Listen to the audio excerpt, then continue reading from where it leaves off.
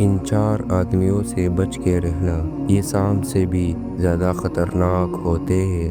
پہلا، جلنے والے تمہاری کامیابی سے جلتے ہیں، سامنے سے مسکراتے ہیں لیکن دل میں نفرت چھپی ہوتی ہے۔ دوسرا، منافق دوست، منہ پر دوست پیٹھ پیچھے دشمن، وقت پڑنے پر تمہاری ہی بات دوسروں تک پہنچاتے ہیں۔ تیسرا، منفی سوچ والا، ہمیشہ تمہارا حوصلہ توڑتے ہیں، تم کچھ بھی نیا کرو یہ کہتے ہیں تم سے نہیں ہوگا۔ چوتھا، فائدہ اٹھانے والا، کام نکلتے ہی رشتے توڑ دیتے ہیں، ان کے لیے دوستی صرف ضرورت ہے، محبت نہیں۔ منہ سے ناخن کاٹنے والا برس کی بیماری میں مبتلا ہو جاتا ہے۔ جنت میں ایک نہر ہے جس کا نام کوثر ہے، جو شخص اس کی آواز سننا چاہے تو وہ اپنے دونوں کانوں میں انگلیاں ڈال کر سن لے۔ یہ حضرت عائشہ صدیقہ رضی اللہ عنہا کی روایت ہے۔ دنیا میں ایسا مقام حاصل کرو کہ لوگ تم جیسا بننے کی خواہش کریں۔ کسی کو دکھ دینے والا کبھی خوش نہیں رہ سکتا۔ کسی کی غلطیوں کو بے نقاب نہ کرو، خدا بیٹھا ہے تم حساب نہ کرو۔ مشکلات اللہ کی طرف سے اشارہ ہوتے ہیں تاکہ انسان لاپرواہی چھوڑ کر سنجیدہ ہو جائے۔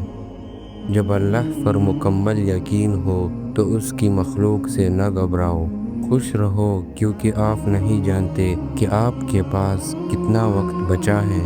جب درد حد سے زیادہ بڑھ جاتا ہے تو انسان روتا نہیں بلکہ خاموش ہو جاتا ہے۔ حضرت علی جب اذان سنتے تو کانپنے لگتے اور چہرے کا رنگ سرخ ہو جاتا۔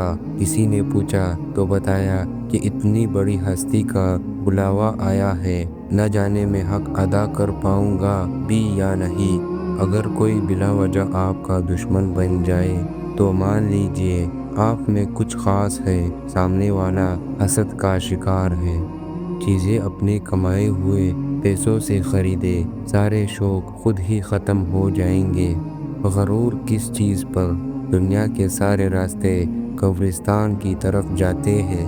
انسان سوئے بغیر 11 دن تک زندہ رہ سکتا ہے۔ نیند انسان کے لیے کھانے سے زیادہ ضروری ہے۔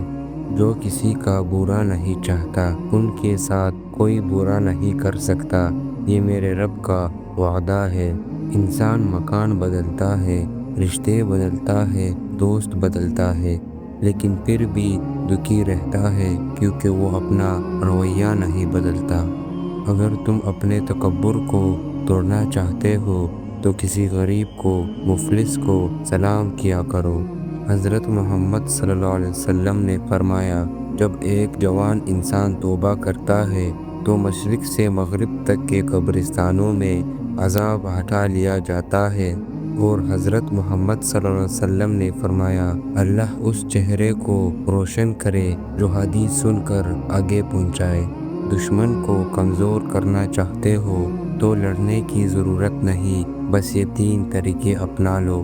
پہلا طریقہ، خود کو بہتر بناؤ، تمہاری ترقی ہی اس کی شکست ہے۔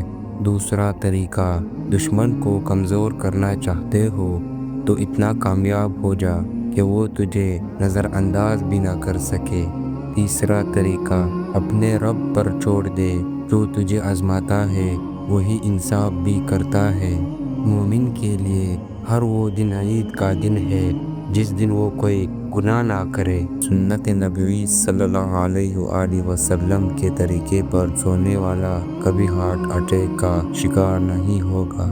اللہ جب کسی کو اپنے طرف بلانا چاہتا ہے تو اسے کسی کے ہاتھوں ضرور توڑتا ہے تاکہ اسے احساس ہو جائے کہ اللہ کی محبت کے علاوہ سب محبتیں پناہ ہیں۔ ہمیشہ اس چیز کے لیے شکر گزار رہیں جو آپ کے پاس ہے، کیونکہ کچھ لوگوں کے پاس کچھ بھی نہیں۔ اپنی خامیوں کا احساس ہی انسان کا کامیابی کی طرف پہلا قدم ہے۔ اگر کسی کی تکلیف دکھ دے کر تمہیں تکلیف ہونے لگے تو سمجھ لینا کہ اللہ کے بنائے ہوئے بہترین انسان۔ ویڈیو پسند آئی ہے تو ویڈیو کو لائک اور چینل کو سبسکرائب کیجیے تاکہ ہمارے ہر نئی ویڈیو آپ تک پہنچ سکے۔ شکریہ۔